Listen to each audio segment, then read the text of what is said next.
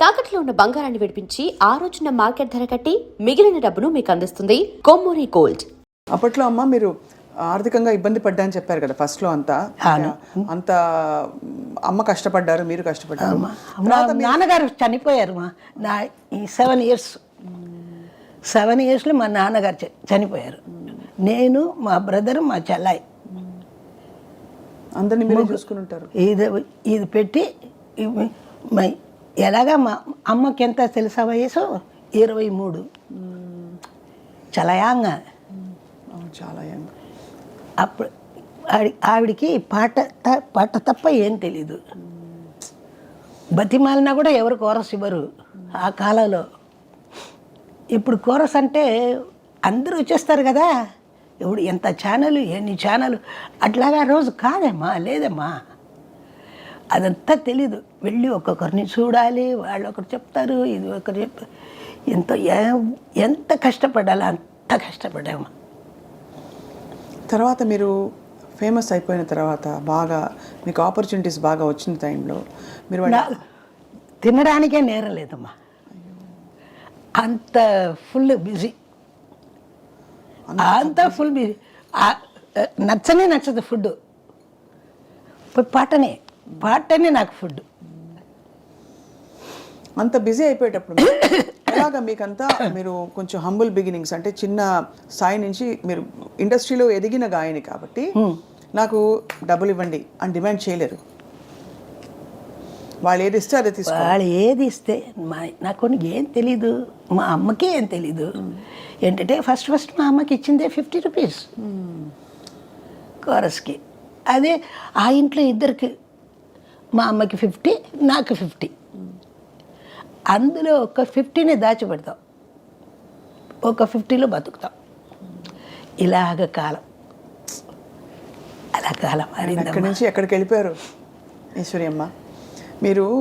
అంటే టాప్లో అసలు ఈవిడ పాట లేనిదే సినిమా లేదు అని టాప్ హీరోల సినిమాలు అన్నీ వెలుగుతున్నప్పుడు, అప్పుడు మీరు ఆ టైంలో ఏదైనా ఒక కారో ఇంటికని ఒకటి ఏదో ఏమైనా కొన్నారా? అమ్మ చూసి సంతోషపడ్డారా? అది వినాలనుంది. ఎందుకంటే ఎలాగైతే స్టూడియోలో మీరు ఇబ్బంది పడి వెళ్ళి మళ్ళీ ఆ స్టూడియోకి వచ్చారో, అలాగా ఇబ్బంది పడ సిచ్యువేషన్ నుంచి ఆ పడ్డ అప్పుడంతా ఎక్కడికి వెళ్ళాలంటే మా వాళ్ళు బండి పంపిస్తారు. ఎటువంటి కష్టాలు అప్పుడు లేవుమా.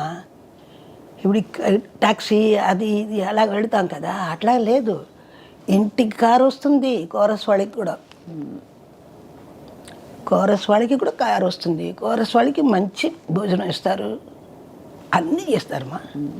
ఆ కాలమే వేరమ్మా. That is golden period. భోజనానికి ఏం కష్టం లేదమ్మా. ₹1 జెమినీ స్టూడియోలో అమ్మ పోయి పాడుతుంది. అప్పుడు ఆవిడకి బేట ₹1. ఆ ₹1 తీసుకొచ్చి bus travelling up and down for 4 25 paise. 25 அதுதா மிச்சம் 12 வீட்டில் சாப்பாட்டுக்கு. அந்த 12 நான் என்ன பண்ணுவேன், 4 எடுத்து எங்கள் அம்மாவுக்கு தெரியாமல் வச்சுருவேன். என்னடி நான் இவ்வளோ பணம் கொடுத்துட்டு போனேனே எங்கே அப்படின்னு கேட்பேன். நாளைக்கு வேண்டாம், நான் எடுத்து வச்சுருக்கேம்மா. அப்படி నాకు ఆ శిక్కడం బుద్ధి. 12 అణాలలో మీరు 4 అణాలు దాచేసేవారు అమ్మకు తెలియకుండా. ఎక్కడ పోయే డబ్బులు అంటే ఇప్పుడు నెక్స్ట్ డే మరుసటి రోజు కోసం దాచానని చెప్పారు.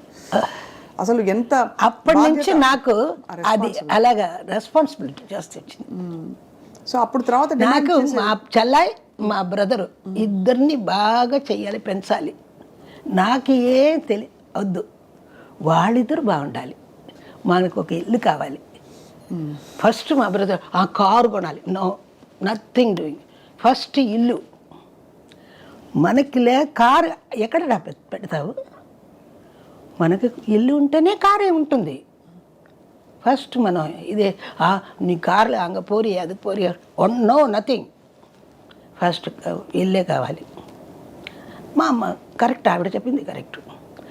ఇక్కడే ఈ ఇల్లే సంజయ్ అది వచ్చి 63 years అయిందమ్మా ఇక్కడికి వచ్చి. ఆ ఇల్లు ఫస్ట్ కొనుక్కున్నప్పుడు ఎంత అలాగే ఒక్కొక్క రూమ్గా కట్టి వచ్చానమ్మా. ఒక్కొక్క రూమ్గా కట్టి అలాగా ఇప్పుడు అది పెద్ద ఎల్లారీశ్వరి గారి ఇల్లు అని చెప్తారు. ఇప్పటికే ఎల్లారీశ్వరి గారు తెలుసా ఇల్లు తెలుసా, అయ్యో తెలీదే అంటారు కొంతమంది. అది ఎందుకు అలా చెప్తారో తెలీదు. మెడ్రాస్ అంతా తెలుసు ఎల్లారేశ్వరి గారి ఇల్లు అంటే. ఎల్లారేశ్వరి గారు అంటే ప్రపంచం అంతా తెలుసు. అది మీ స్టాంపు. మీరు పాడిన పాట మరొకరు పాడలేరు. అందరూ పాడిన పాటలు ప్రయత్నించవచ్చు. ఈ పాటలు చాలా, దానికైనా పెద్ద ప్లస్ వచ్చి నాకు దేవుడు పాటలు వచ్చింది ఒక వైపు. ఆ దేవుడి పాటలు గొప్పగా నాకు పేరు తెచ్చింది.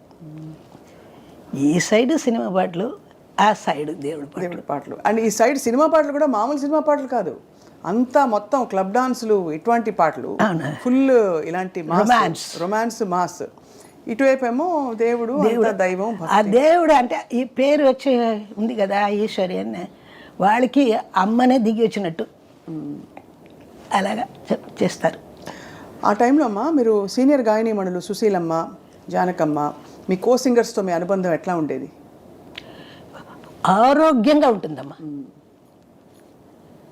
ఎవరిని చూసి ఈశ్వడరు అసలు. ఎందుకంటే మీ స్టైల్ ఎవరికీ లేదు కదా. అది మాత్రం మా అక్క చెప్తుంది, మా సుశీలమ్మ చెప్తుంది. ఆవిడకి సాటి ఆవిడే అంటుంది. ఎవ్వరు ముట్టుకునే కుదరదు. ఎన్ని పాటలైనా నా పాట ఎవరైనా పాడవచ్చు, ఈశ్వరి పాట మాత్రం ఎవరు పాడ కుదరదు. మా అక్క కరెక్ట్గా, నేను అక్కనే పిలుస్తాను ఆవిడని. ఈ చాలా వరల్డ్ ఫేమస్ సాంగ్ మీ పాట మొన్న కూడా ఎవరో గుర్తు చేశారు, మన జయమాలి గారు ఎవరో గుర్తు చేశారు. వెళ్ళారా పెళ్ళికి? పెళ్ళి కాదు, అంతకు ముందు ఆవిడని కలిశాను ఫర్ ఇది పెళ్ళికి జస్ట్ కొన్ని రోజుల ముందు.